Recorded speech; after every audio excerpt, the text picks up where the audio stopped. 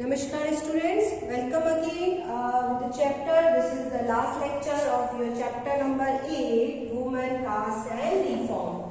In 3 lectures we have discussed how the reforms occur in our society step by step. First it started with the women, then it started with the caste, especially lower caste conditions, then education of the women and how the girls going to school and started taking the educations and write about the other women's conditions. Then today's topic is the demand for equality and justice. Now, as the education are spreading in the society, so the demand of the equality and justice increase. Last lecture we have discussed about the job opportunity were increased, especially for the untouchable and mahar caste. So धीरे धीरे जो उनकी demands थी equality की और justice की वो बढ़ती गई. अब किस तरह से by the second half of the 19th century people from within the lower caste began the organizing movement against the caste discrimination and demand social equality and justice. अब जब लोग जो है अपने राइट्स के लिए अवेयर हुए तो उन्होंने अपनी अपनी ऑर्गेनाइजेशन बनाई, कई सारे मूवमेंट किए और उन्होंने ये चीज़ बताई कि उन्हें भी जो है इक्वल राइट्स मिले और जो भी डिस्क्रिमिनेशन उनके साथ हो रहा है वो खत्म होना चाहिए. अब यहाँ पर मैंने एक नाम लिखा है घासीदास, जो एक पर्टिकुलर जो पर्सन थे, इन्होंने अपना सतनामी मूवमेंट चलाया था. ये लोअर कास्ट के थे और उन्होंने अपने राइट्स को लेकर ये मूवमेंट चलाया.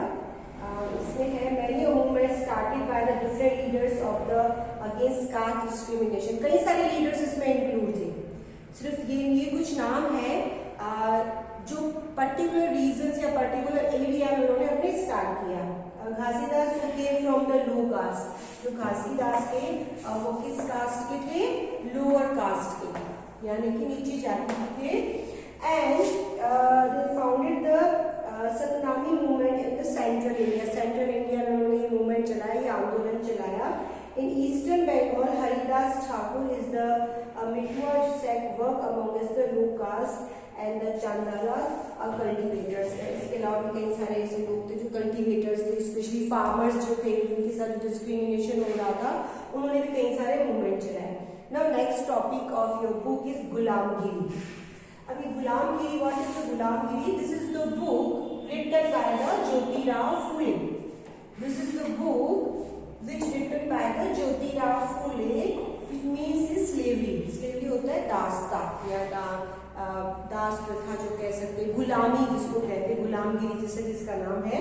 तो जो सिचुएशन थी स्पेशली लोअर कास्ट की, उसी पर उन्होंने एक बुक लिखी जिसका नाम रखा गुलामगिरी. अब इसके बारे में Jyotirao Phule was one of the most vocal low caste leader, यानी वो स्पेशली जो लीडरशिप की उन्होंने किसकी थी? लोअर कास्ट की. ही proposed the Shudras and Ati Shudras should unite to the challenge caste discrimination.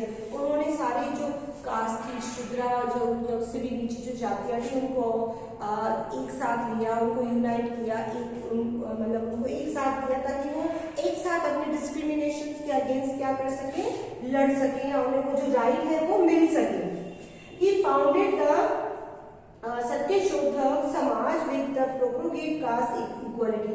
उन्होंने देखिए यहाँ पे फाउंडेड किया सत्यशोधक समाज की उन्होंने बनाया, जिसमें उन्होंने एक ही चीज की डिमांड की, वो क्या थी? इक्वालिटी.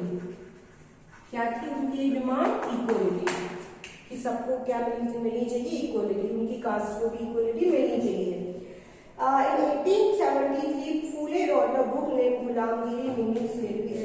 स्लेवरी इसका मतलब है गुलामगिरी. एक बुक है जो किसने लिखी थी? Jyotirao Phule. Now last topic of your book is who could enter temples. कि कौन टेम्पल्स में जा सकता था? Now again I am coming with the first topic in which we have discussed about the caste system. Brahman, Kshatriya, Vaishya and Shudra.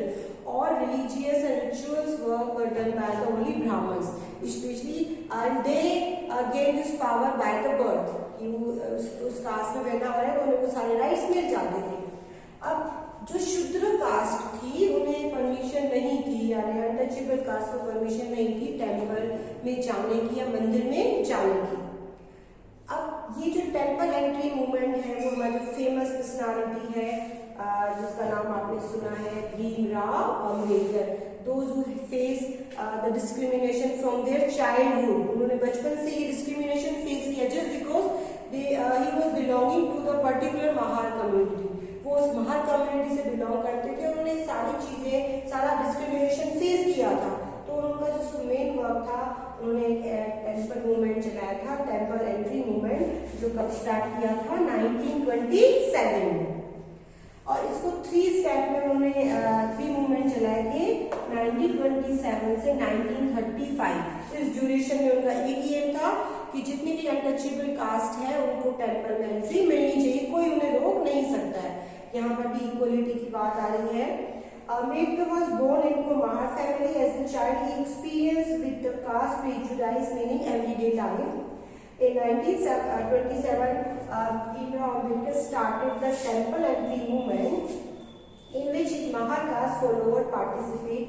Brahman priests were outraged when the Dalit used water from the temple. And अब क्या किया उन्होंने, group बनाए lower caste के, और उनके साथ, वो सबके साथ कहाँ पर गए, टेम्पल में गए, वहां से पानी भी पिया, उसके अंदर भी गए, और वहां की जो कम्युनिटी थी, जो ब्राह्मण, वो कुछ नहीं कर सके। यानी उनमें इतना डेयर था क्योंकि वो बहुत ज्यादा नंबर्स में थे, और धीरे धीरे ये चीजें उन्होंने शुरू की। 3 मूवमेंट उन्होंने किए इस ड्यूरेशन में।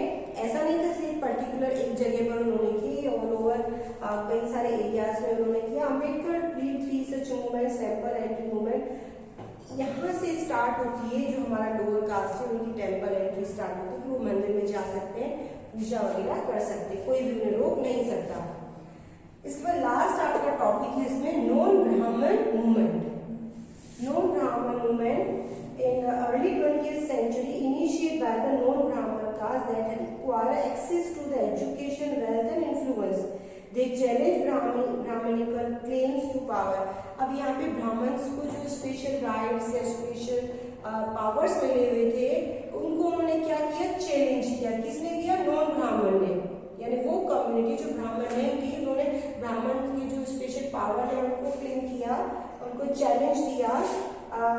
इसके बाद है Periyar started self respect movement. यहाँ पे पिक्चर भी है आपकी बुक में पेरियर की।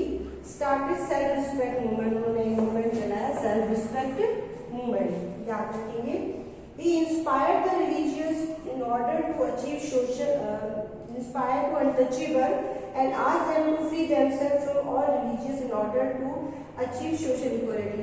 उनका ऐसा मानना था, उन्होंने ये कहा पेरियर ने कि जो भी पावर्स जो ब्राह्मण यूज करते हैं रिचुअल्स को, नाम को लेकर, तो उनसे हमें आजाद कर देना चाहिए उन्हें, यानी कि उस पावर का वो मिसयूज ना करें, ठीक है। And forceful speeches, writing and movements of the lower caste leaders lead to the rethink and self criticism among the upper caste and nationalist leader. सभी ने ओपनली इसको चैलेंज किया, कई सारी चीजें लिखी गई, पढ़ी गई। उसके बाद जो है सिचुएशन जो है एकदम तो चेंज नहीं हुई, लेकिन कई सारे जो है चेंजेस हमारी सोसाइटी में देखने को मिले। अब यहाँ पे कुछ डेट्स हैं जो मैं आपको एक्सप्लेन करूँगी। इन डेट्स के साथ कुछ की टर्म्स हैं जो मैं आपको सेंड करूँगी, इसे आपको नोटबुक में करना है। सबसे पहले जो फर्स्ट डेट है जो मैं आपको एक्सप्लेन कर रही हूँ वो है आपका 1772, ठीक है। ये मैं सेंड कर दूंगी आपको इसका पीडीएफ भी। 1772 से 1833, एक बार आप सुन लेंगे। पीरियड ऑफ राजा राममोहन रॉय, इस पीरियड में उन्होंने सोशल वर्क किए बहुत सारे।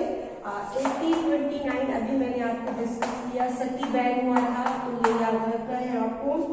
1830 में आपका जो है ब्रह्म समाज जो है वो स्टैब्लिश हुआ।